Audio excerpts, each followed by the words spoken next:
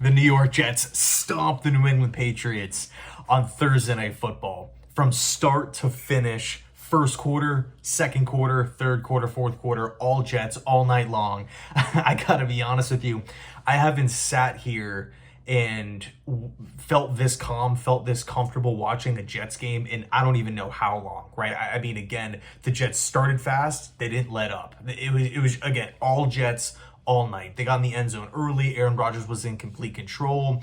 The Patriots, they weren't expected to win this game. They were dealing with a ton of injuries. They're projected to be one of the worst teams in football going into the year.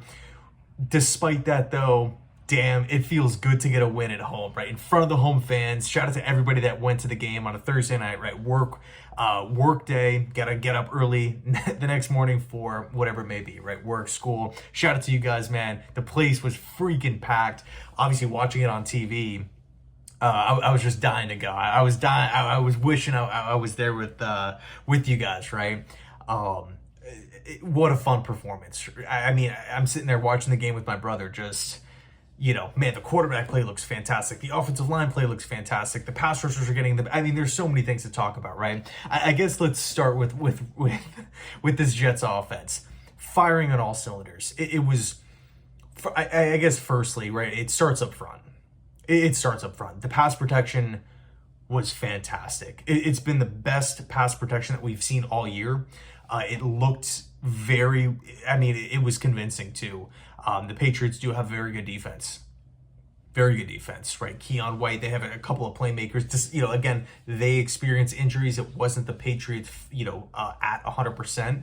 But even with that said, I mean, I felt like the offensive, Aaron Rodgers was sitting back there and he had time to throw. And even when he did have to escape the pocket, he made plays outside, right? He was able to, find guys on the run. The Garrett Wilson touchdown, finding guys within those 5 to 10 yards from the line of scrimmage, just knowing easily when to check the ball down, knowing exactly where his outlets were.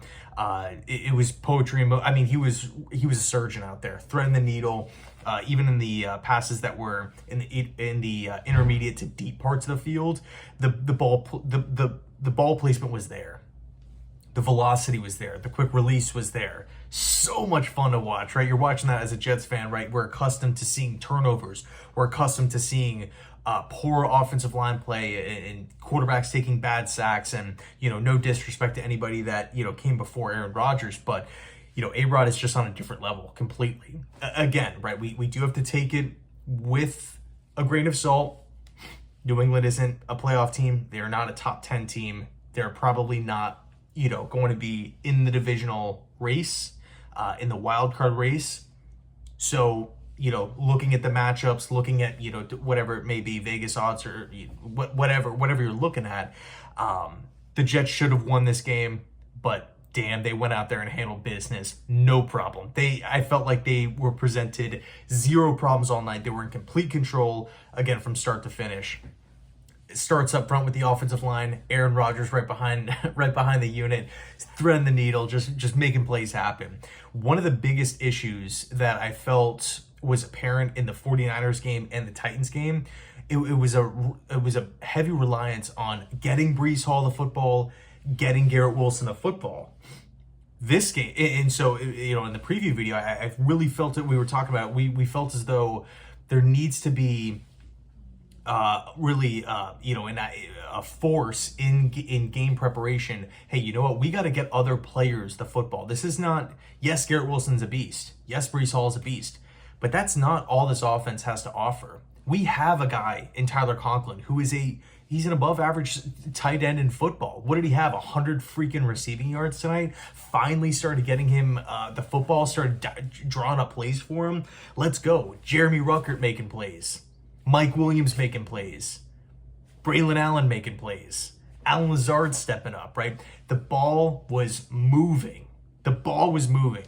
And I counted like 8 to 9 different pass catchers. I believe 8 pass catchers, so 8 targets caught a pass in the first half. I mean, that's freaking awesome. That is exactly what you want to do because, of course, right, you want to get your guys involved. You want to create that chemistry early offensively. But from Mayo's perspective, from Covington's perspective, right, the Pats DC, he doesn't know who's getting the football. They're not, the game plan isn't, all right, just feed Garrett, feed Garrett. No, it's we're going to spread the ball out. You have to decide who you're going to stop.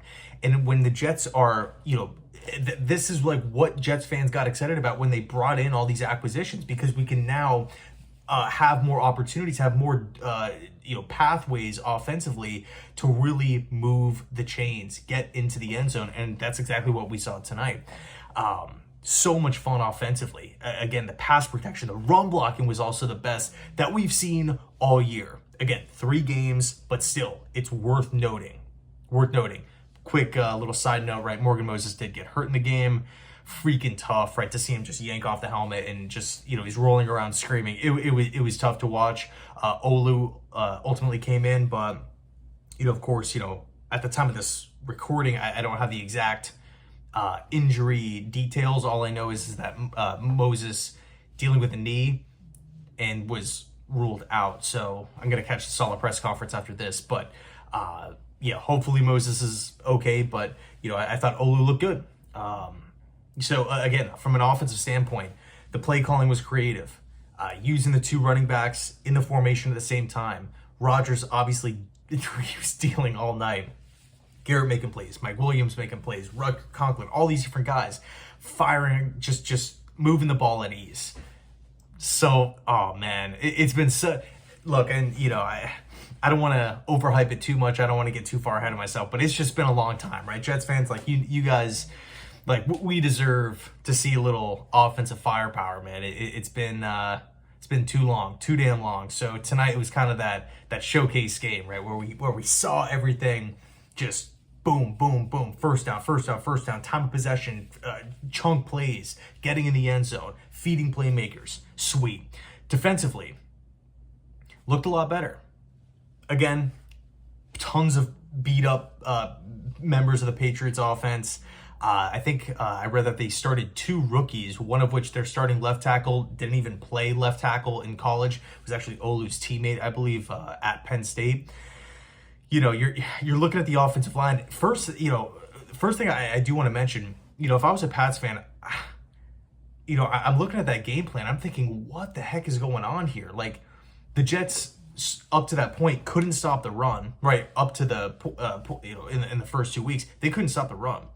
And so the Patriots, I don't know if Alex Van Pelt was trying to like outsmart everybody, outsmart the Jets, but his plan was, we're not going to just feed Ramondre. We're not going to really feed the running game. We're going to pass the ball a lot in the first half. We're going to do a lot of play action, which to me just makes zero sense, right? If there's any week in the season where the Jets were probably going to blitz, it was going to be this week. The Patriots do not have a good offensive line. Jacoby Brissett is not, a franchise quarterback, a good game manager, but, it's not like he can flip his back to the defense, turn back around and then just, put the ball on a rope and find the open guy every single time. By doing that, by not giving the best player offensively the football, Ramondre Stevenson, to me, I felt like they really limited their chances to have success. They couldn't really control time of possession. They constantly were punting back to the Jets because they couldn't pick up first downs, because of the amount of pass rush that the Jets had. And again, I think a part of that was because of the Patriots' poor offensive game plan, right? Constantly having Brissett try to do these play actions with a bad, beat-up offensive line, and now he has to turn around and see a blitzing Jets defense where they don't, the Patriots were not preparing throughout the week to see a blitzing Jets defense. Why? Because they don't blitz that often, but because of the Jermaine Johnson injury and the Reddick holdout, the Jets are kind of forced to dial up some more pressure. And so now Brissett has to make this split-second decision. Okay, I have to know exactly where to go with the football and throw an accurate pass because I have all these Jets in the backfield because their offensive line, again, is beat up and bad. Weird decision from AVP in my opinion. Totally strange. At times we saw the Patriots pick up a couple chunk plays, but there were penalties. From a Patriots standpoint, right, not a ton to really write home about. I thought against Seattle and Cincinnati, they looked a lot better, but, our pass rush was all over the place. Will McDonald, I really like the creativity, right? Bringing safety blitzes, lining Will McDonald up as a defensive tackle, Quinton Williams as an edge rusher. The stunts that they were running were really, really effective. It just felt like New England's offensive line was overwhelmed, right? Brissett was under duress all day. They didn't really attempt to run the football all that much. In turn, not really involving their best offensive player, maybe him and David Andrews. You're not getting your best skill position player of the football that involved. I think he only had 5 carries up to the start of the fourth quarter. And then, when you're down early in the game, you kind of have to abandon the run. Not to the point where it's like college football, but still, like, there's just really not, you don't have time to go on this 10, 7, 8, 9 minute drive, which is kind of what the Patriots offensive philosophy is. So defensively, great job stopping the run. Kinlaw got in for a sack, which was sweet in the second half. Will McDonald, what a complete game. What a complete game. Jets fans, we're going to bed tonight pumped up. Obviously, right, Moses injury and whatnot, but 2-1.